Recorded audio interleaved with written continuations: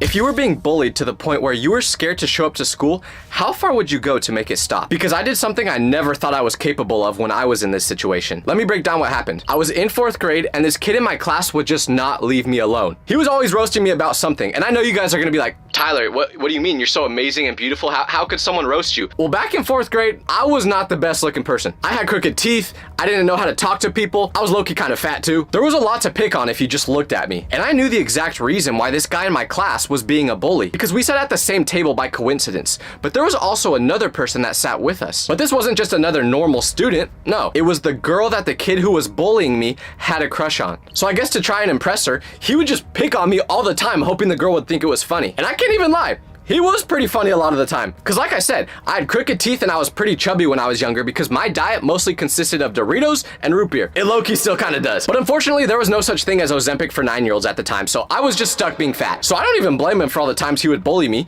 He was probably just scared that I was gonna eat him because I was such a big back. Now that I think about it, I'm a bigger bully to myself than he was. But anyways, at the time, I despised this man because not only was he making fun of me in front of the girl he liked, but he was doing it in front of the whole class and at times in front of the whole school. Like, I'm not joking when I say that he would do the most diabolical things to me just because he didn't like me. I remember one time, he literally sprayed fart spray on me right when school started. And there was nothing I could do about it, so I just had to walk around school all day smelling like a toilet after eating Taco Bell. Ew, dude! What the fuck?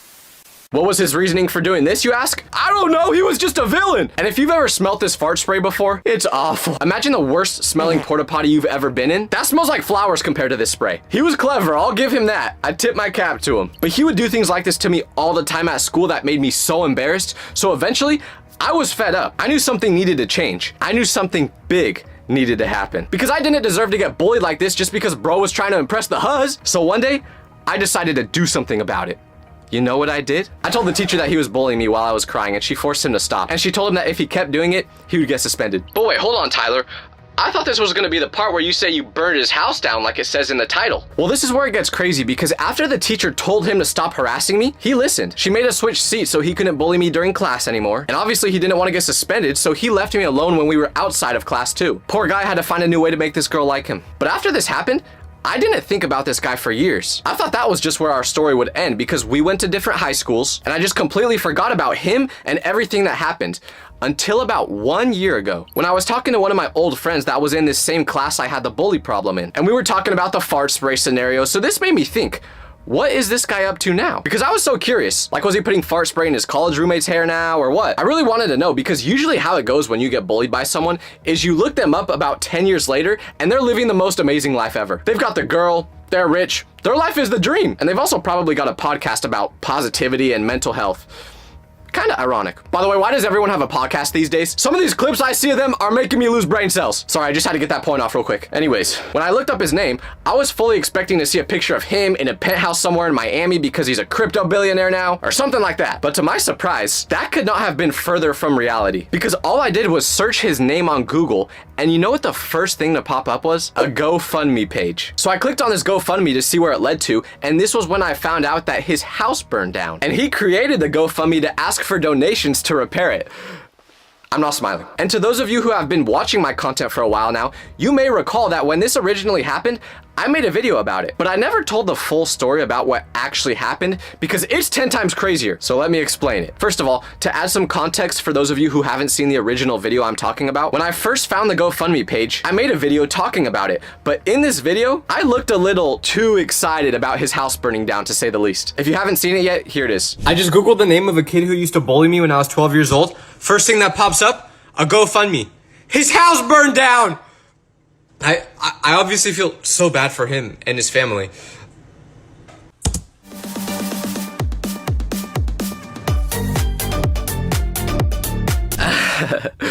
So as you can see, I didn't look too upset about this happening.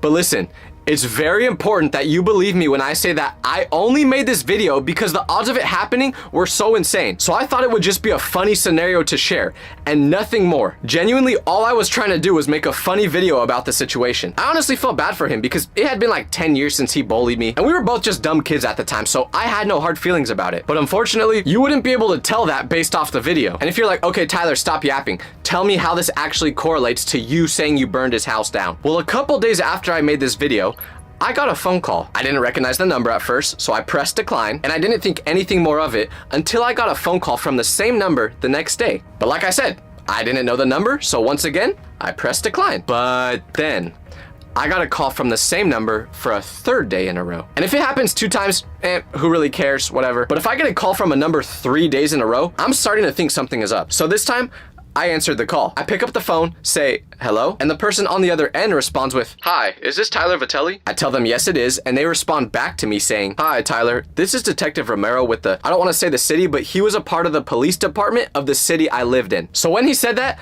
my heart started to beat a little faster, and I became real nervous because in my head, I was like, what could a detective with the police department of the city that I live in possibly want to do with me? Like, dog, I barely ever leave the house. And last time I checked, not touching grass is not a crime. I just physically gagged after saying that sentence. But anyways, I was pretty confident that there was nothing I could have done wrong that would warrant a call from a detective. So after he told me who he was, I asked why he was calling, and he said that there was an ongoing investigation. He was the main detective on the case, and he wanted to ask me a couple questions about it. So I go, okay, what is the investigation about? Then he tells me a name I never thought I would hear again and asked if I knew them, and I did. Who was this name that they asked about? My bully whose house burned down. So I'm still trying to connect all the dots here because the video I made a couple days ago just completely left my brain. Like I said, it was just a funny 5-second video and I didn't think anything more of it. So I was like, I haven't seen this kid in forever. Why am I getting a call from a detective? But I tell the detective, yeah, I kind of do remember him. And they say to me, kinda? It doesn't seem like you just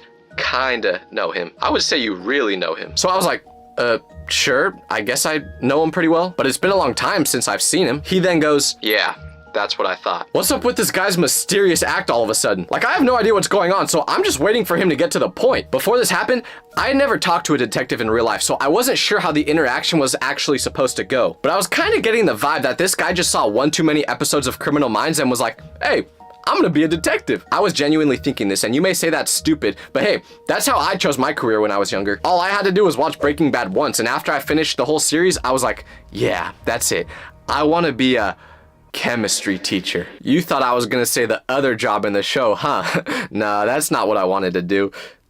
But regardless of how good or bad I thought this detective was at his job, I still knew there was no good reason for me to be getting a call from him. So I had to be on my best behavior. Instead of cooking him for trying to talk like a villainous cartoon character, I just asked him why he was calling me about this guy that I hadn't seen in years. And then he told me that he was a detective on the case involved with my bully's house burning down. And when he said this, I was thinking, oh yeah, now I get it. What a coincidence. I just made a video about this. But then I was like, wait, why would there need to be a detective on this case? My guy was probably just trying to make a flamethrower using his fart spray and a lighter and accidentally caught the whole house on fire. Yes, I am 22 years old and find farts very funny.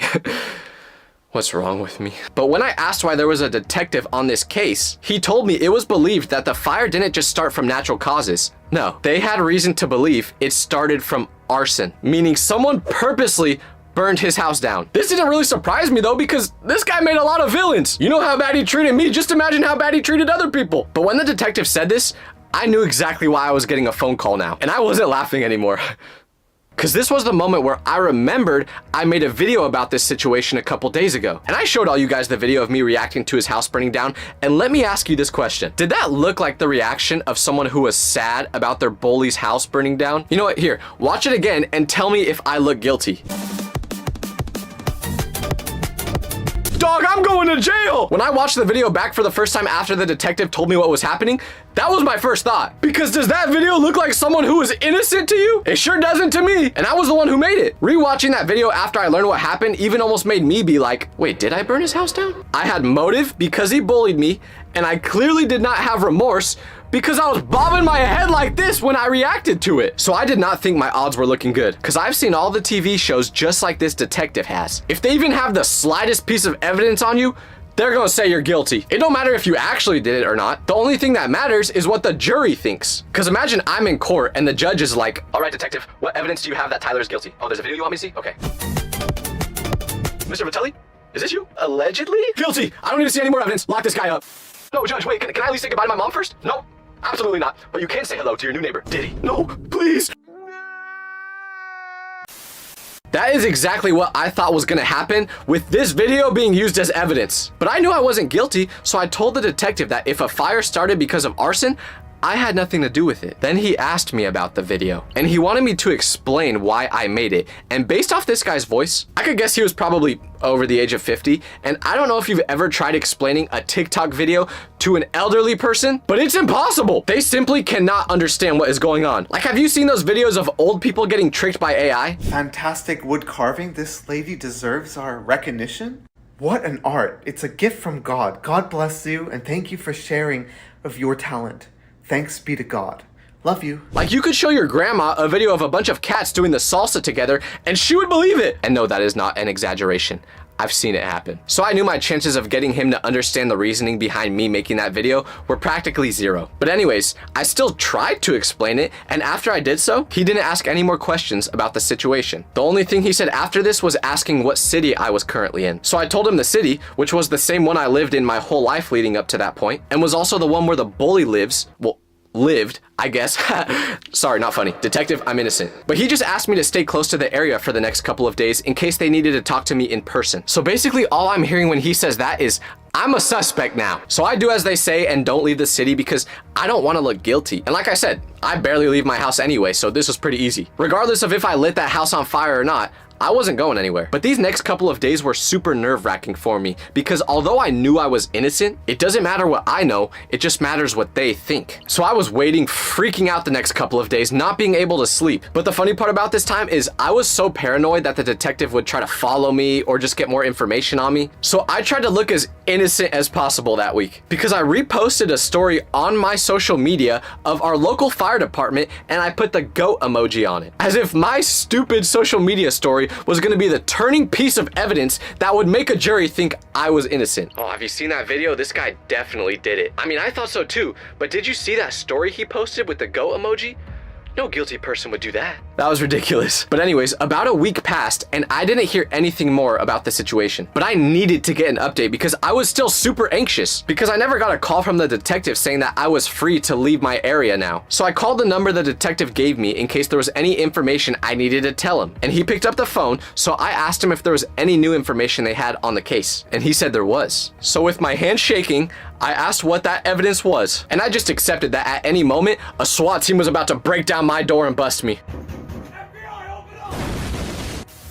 But instead, he told me news that made it feel like Christmas because he said a candle started the fire. But that's not all. Apparently the candle that started the fire was in the bathroom of their house. But guess whose bathroom it was? My bullies. Now, I'm not one for conspiracies, but I do have to say, it's pretty ironic that after all those days he made me smell like a dirty toilet in school, it was his toilet that ultimately became the reason his house burned down.